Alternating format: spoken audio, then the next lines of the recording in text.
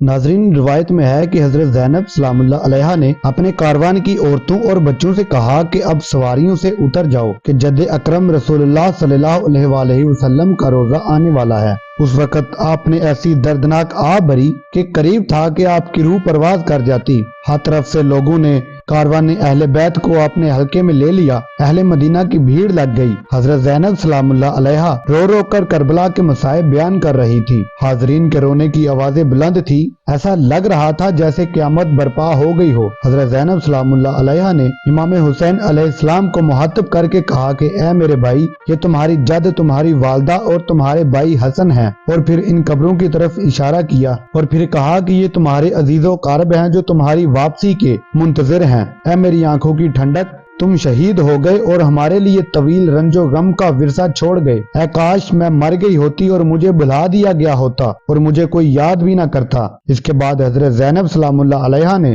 شہر مدینہ سے خطاب کر کے کہا کہ اے میرے نانا کے مدینہ، وہ دن کہاں گئے جب ہم اپنے جوانوں اور مردوں کے ہمراہ خوشی سے تجھ سے رخصت ہوئے تھے، لیکن آج شدید رنج و الم میں مبتلا ہو کر تلخ اور سخت حادثات کو سہ کر دوبارہ لوٹ آئے ہیں۔